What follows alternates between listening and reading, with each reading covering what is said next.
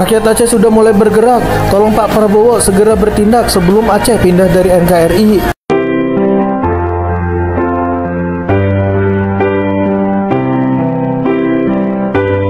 Bumo Acehnya kena baraja siga membela bangsa mulia nanggro mulia dum syuhada metuah bijeh Aceh mulia. Ya Tuhanku rahmat bersampo negeri Acehnya. Kementerian Dalam Negeri, Kemendagri, mengeluarkan keputusan Menteri Dalam Negeri yang menetapkan 4 pulau yang tadinya milik Provinsi Aceh, menjadi milik Provinsi Sumatera Utara. Pemerintah Provinsi Aceh keberatan dengan keputusan itu. Aceh menganggap ini bukan sekadar soal batas wilayah.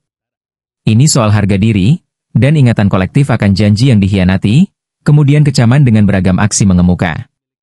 Apa yang terjadi di Aceh, tidak dapat dilihat sebagai kasus tunggal. Di timur jauh Indonesia, Papua mengalami pola yang mirip, bahkan lebih ekstrim.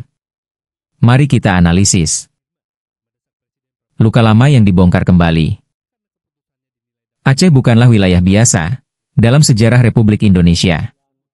Ia adalah negeri yang dalam derita dan darahnya pernah menjadi pelindung Republik ini di saat genting. Namun, luka perang yang disembuhkan dengan perjanjian Helsinki pada 2005 seolah dibuka kembali secara kasar oleh negara sendiri.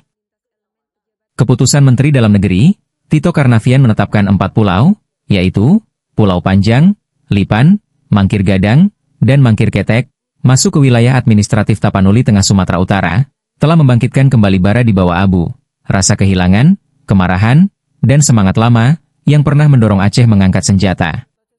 Aceh merasa dipermalukan. Bukan hanya karena pulau-pulaunya diambil tanpa konsultasi, tetapi karena tindakan ini secara simbolik melanggar kepercayaan yang dibangun melalui perundungan damai dengan pemerintah Indonesia. Ini bukan sekadar soal batas wilayah. Ini soal harga diri dan ingatan kolektif akan janji yang dikhianati. Rakyat Aceh sudah mulai bergerak. Tolong Pak Prabowo segera bertindak sebelum Aceh pindah dari NKRI. Lihatlah Pak Prabowo, gara-gara Tito Karnavian memasukkan Pulau Aceh ke Sumatera Utara, akhirnya rakyat Aceh kibarkan bendera bulan bintang dan meminta merdeka. Insya Allah, tidak lama lagi, tidak ada keributan lagi. MOU di Helsinki ada di pasal 114 yang berbunyi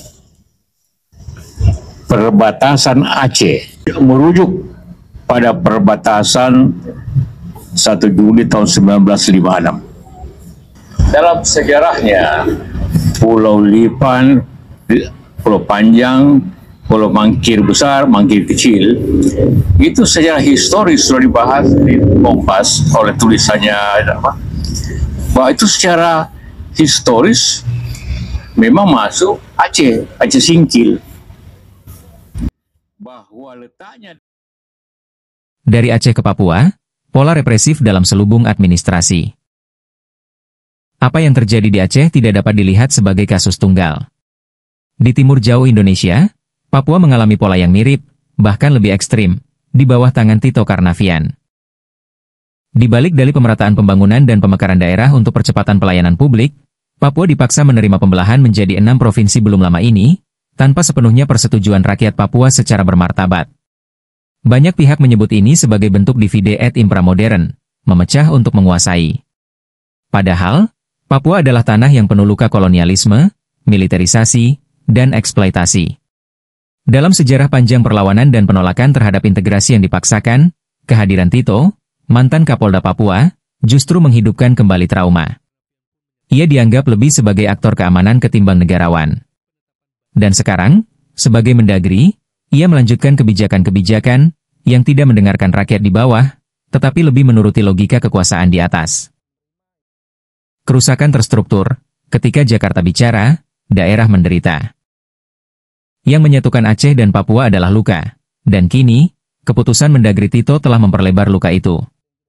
Di Aceh, pemindahan 4 pulau secara sepihak mencederai spirit Helsinki, mengabaikan undang-undang pemerintahan Aceh, dan memperlihatkan arogansi administratif. Di Papua, pemekaran provinsi telah menimbulkan konflik horizontal, perebutan kekuasaan lokal, dan memperdalam krisis kepercayaan terhadap Jakarta. Tito Karnavian tampaknya tidak memahami bahwa Indonesia adalah negara yang disatukan bukan hanya oleh kekuasaan, tapi oleh perasaan saling percaya. Ketika kepercayaan itu diabaikan, ketika suara rakyat tidak didengarkan, maka fondasi kebangsaan itu retak, bahkan bisa runtuh. Membaca reaksi Aceh, api lama menyala kembali. Udah perayaan Aceh! Udah perayaan Aceh! Kami dari Gerakan Aceh Melawan mengajak seluruh elemen masyarakat yang ada di Aceh untuk sama-sama besok pagi hari Senin kita memperjuangkan hak dan marwah Aceh. Titik kumpul dan titik perjuangan ada di kantor gubernur. Siap teman-teman? Siap! Sekian. Dan itu masih bisa di-breakdown kembali dengan upaya apa? Menjamin kondisi yang kondusif, keamanan, kenyamanan. Sehingga tidak muncul kontradiksi, tidak muncul polemik macam-macam begini yang dilakukan oleh ulah menterinya. Respon Aceh atas pengambil alihan pulau-pulaunya tidak bisa dianggap remeh. Pengibaran bendera Aceh oleh sebagian masyarakat, penolakan DPR terhadap keputusan Mendagri, serta rencana protes diplomatis ke Jakarta, adalah indikator bahwa semangat kemerdekaan Aceh yang dulu nyaris padam kini kembali berembus. Aceh tidak meminta lebih dari apa yang sudah disepakati. Kehormatan sebagai wilayah istimewa yang diakui secara historis dan politis. Namun ketika kehormatan itu dilukai, dan hak wilayahnya dipotong secara sepihak, maka rakyat Aceh merasa tidak lagi punya tempat dalam rumah besar bernama Indonesia. Aceh pun memanas, bergejolak karena mereka merasa tanah bumi mereka dicaplok dialihkan ke provinsi yang lain. Dan akhirnya membuat Aceh seperti membara kembali untuk melakukan perlawanan terhadap Negara Kesatuan Republik Indonesia. Banyak masyarakat Aceh yang kemudian membawa bendera bulan bintang sebagai bendera Aceh selama ini. Tanggung jawab Presiden, Prabowo harus bersikap tegas. Dalam sistem presidensial, tanggung jawab akhir atas tindakan menteri adalah pada Presiden. Maka Presiden Prabowo harus bertindak. Membiarkan Tito terus mengoyak wilayah-wilayah sensitif seperti Aceh dan Papua, dengan keputusan administratif sepihak, sama dengan menanam bom waktu dalam republik ini.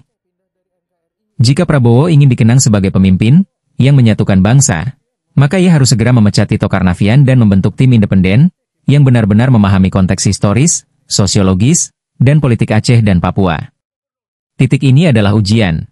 Apakah Indonesia masih ingin menjadi rumah bersama, atau menjadi kekuasaan pusat yang merusak pinggiran? Aceh dan Papua, cermin kerapuhan Indonesia. Yang terjadi hari ini di Aceh dan Papua adalah sinyal peringatan keras, keadilan bukan lagi menjadi bahasa negara. Ketika Jakarta bicara atas nama negara, tetapi mengabaikan suara rakyatnya, maka proyek kebangsaan kehilangan makna. Tito Karnavian, dengan segala kewenangannya, bukan sedang menyatukan Indonesia, tetapi justru mempercepat keterpecahan.